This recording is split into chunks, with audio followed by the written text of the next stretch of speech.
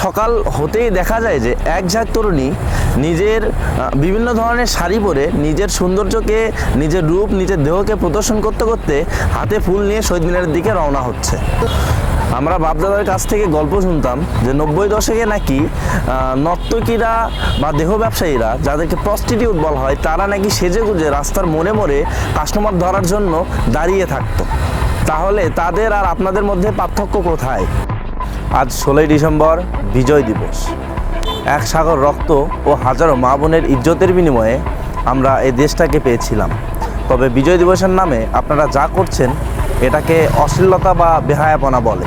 কারণ আপনারা রাত 12টার পরেই শহীদদের স্মরণে উচ্চস্বরে গান বাজনা শুরু করে দেন। এভাবেই কি শহীদদেরকে স্মরণ করা হয়? এরপর সকাল হতেই দেখা যায় যে এক ঝাঁক তরুণ তরুণী বিভিন্ন রং বেরঙের শাড়ি পাঞ্জাবি পরে হাতে ফুল নিয়ে শহীদ মিনারের দিকে রওনা হচ্ছে। আচ্ছা, মানলাম শহীদ মিনার আমাদের দেশের একটি ঐতিহ্য বহন করে, তাই বলে কি শহীদ মিনারে ফুল দিতে হবে? আপনারা কি জানেন শহীদ মিনারে ফুল দেওয়া একটি শিরক কাজ?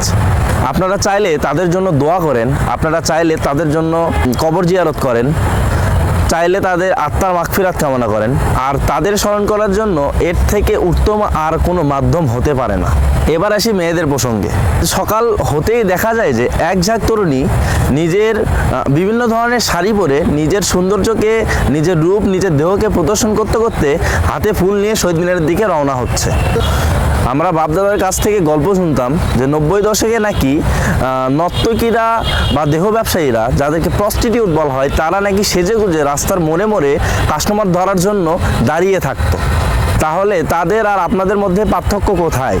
ওই সময় তারা টাকার বিনিময়ে নিজেদের দেহ বিলিয়ে দিত অন্য পরপুরুষের হাতে।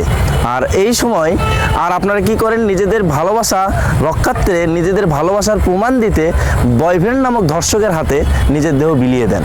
তাহলে তো এখানে বলাই যেতে পারে আপনারা তাদের থেকেও নিকৃষ্ট। এই বিজয় দিবসের নামে হাজারো নারী নিজের সতীত্ব হারাবে তার বয়ফ্রেন্ড নামক ধর্ষকের হাতে এবং পেটে অবৈধ বাচ্চা আনবে।